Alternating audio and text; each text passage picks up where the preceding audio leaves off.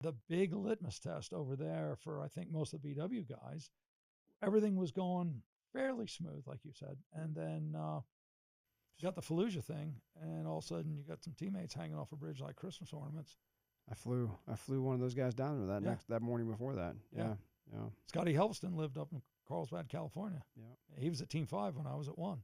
So, Yeah, we dropped. I think it was Jerry, one of the guys yep, that Jerry's okay. I think he was an old and he was an old Ranger, I guess. So he says, Uh, or something like that, Army yeah, guy.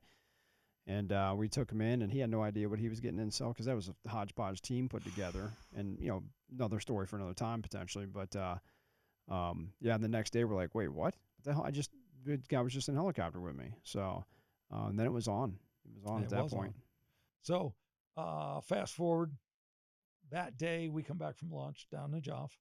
And so, I never told you this story. This will be interesting. So, I was never supposed to be the team leader down there. I went from Baghdad. Brian, remember, the Yeah, mass chief, was in country manager at the time. I got moved off one project, so I went down to Karbala, did the advance down there with Mookie, and I was working with some Bulgarian SF guys or whatever, put that together. K2 showed up with his team, so I did the turnover with those guys, showed them a little bit of the ropes or whatever. Right after I leave, big mosque up the street from one of the CPA places, 6 suicide bombers, bang, bang, bang.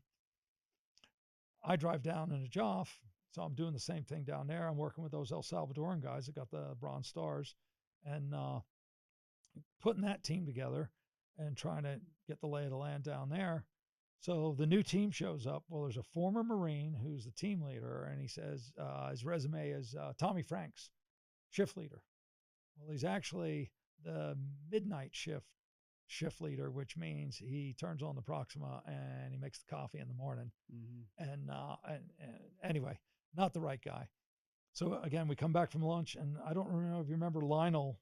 He was one of the contractors down there on Phil's staff.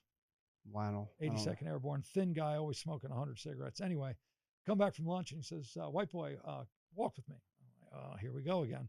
And so we're walking. He says, "Hey, the boss really likes you." And we had just done a move where we took the other guy down to Kuwait City. He flew out, so now Phil's in charge. And that was really a good thing, I believe. One of the reasons that we had some success because we had some real leadership and some positive input.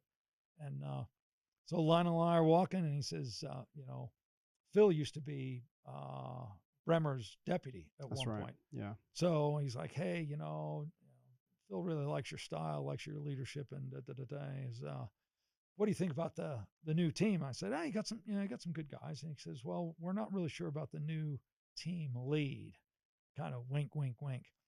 And he says, I said, "Tell you what," I said, what do you want me to do? You want me to take over the team?"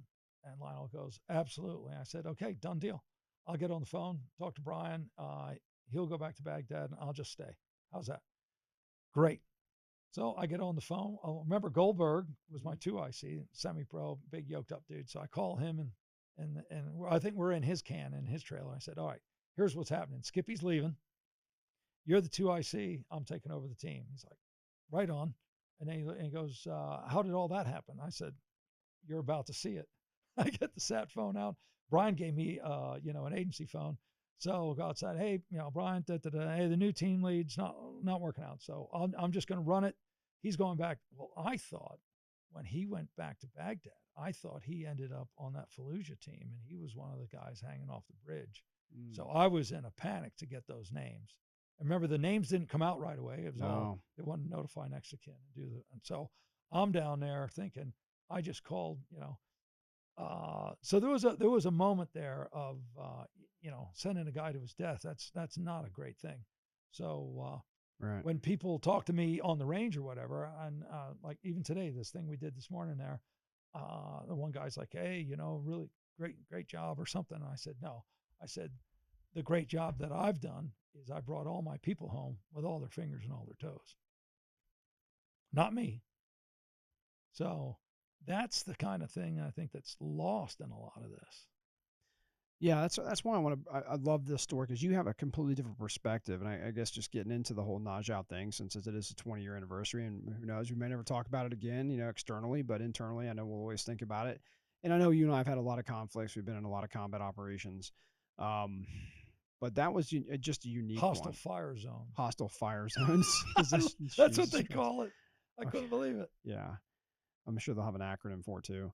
Um, and it's interesting because I know I had a perspective sitting on because I was on office watch with Ambassador Bremer at the Right. time because he'd had to rotate out up in Baghdad, and then you guys are down south. We were all fresh and hot and bothered about the bridge hanging. And I knew because I had just flown down there with those guys, and we knew about the team. There's a lot of scuttlebutt about it up in Baghdad, and we're like, damn, they got hit. Yeah. They took the same route, whatever it was, and so now we're like, something's going down.